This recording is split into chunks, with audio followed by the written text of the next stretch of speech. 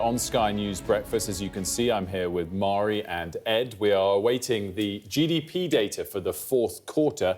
The forecast was for a slight contraction of negative 0.1%. Has it crossed? The economy has grown. It's grown. It grew by 0.1% in the fourth quarter of last year. It's good news.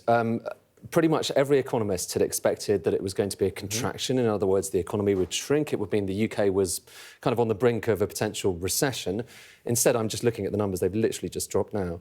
It was 0.1% growth rather than contraction in the final quarter of last year. I imagine Rachel Reeves, I mean, it's not fantastic news by any means. Most economists take a step back and they would, point out that the economy is basically flatlining right now.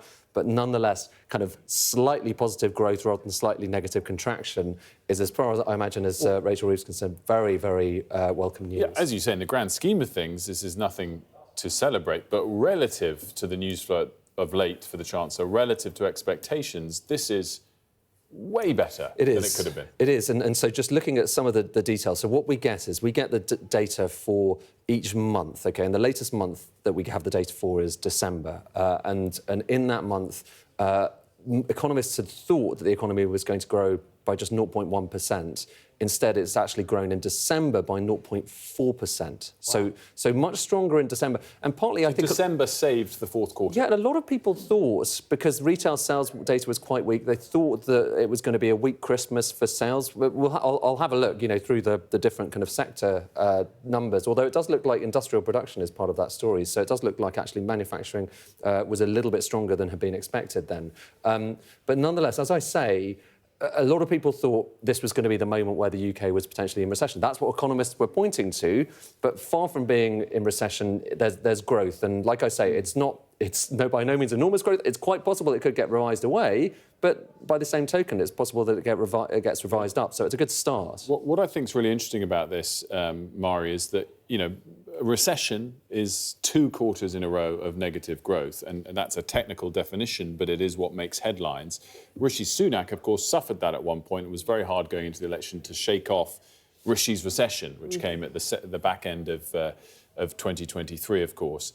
The headline writes itself, if Labour had experienced that, Reeves's recession, but they've avoided that. And just by booking this tiny growth, 0.1% in the fourth quarter, it means to now experience a recession, the chances are much, much lower because it sort of resets the clock, as it were, for those 2 quarters in a row. And that's a huge reprieve, I guess, not win, but reprieve for the Chancellor. Totally. I mean, as you say, 0.1%, nothing to shout about. But nonetheless, that 0.1% politically is going to do a huge amount of heavy lifting.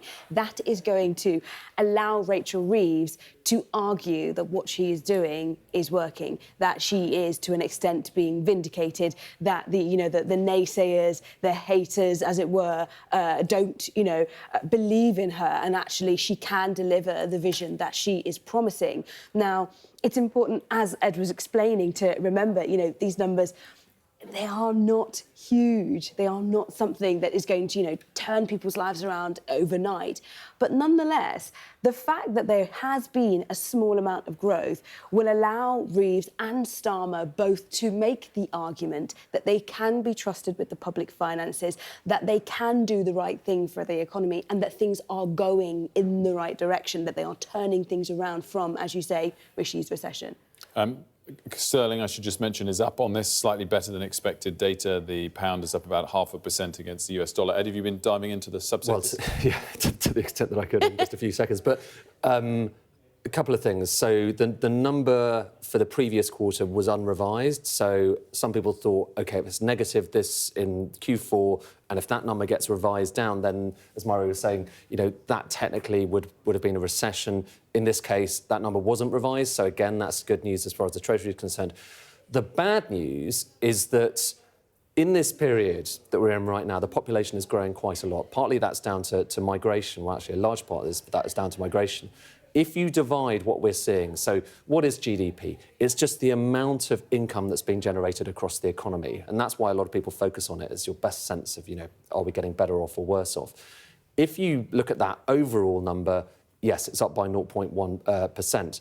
If you divide it by head of the population, which is kind of a better way of getting a sense of, the feel-good factor, how we're all feeling, it's down by 0.1%. That, again, won't be a surprise. I think most people thought that GDP per head was going to be down, given the population is growing, given it's so weak right now. But it's worth just saying, when the government, so when Keir Starmer was in opposition, when Rachel Reeves was in opposition, one of the things they said is they wanted to have the fastest growing economy in the G7, okay? And the measure they wanted to look at for that was GDP per head, like I say. And right now, GDP per head is falling. So that's fallen by 0.1 in the final quarter, and I imagine it would have fallen in the previous quarter, but I'll have to look at that data. But like I say, the overall headline number, and the politics, as Myra was saying, is so important here.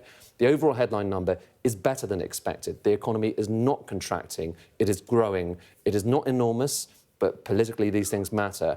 And I imagine an enormous relief for the government. And just to wrap up some of the data that we've got, I mean, obviously, getting December doesn't just give us Q4, it gives us the year as a whole. So the whole of 2024 plus 0.9%. Again, I mean, obviously lacklustre in terms of what you're trying to do long term, but not the worst in the world. Obviously, again, first half of the year was what delivered most of that growth. Second half of the year was largely flat. I think the headline, though, Ed Amar, is that this gives Rachel Reeves reprieve, and even if the first quarter, which clearly no one's feeling like we're going gangbusters at the moment, is a negative growth quarter, it doesn't even mean that headline of recession will be printed yet. Yeah.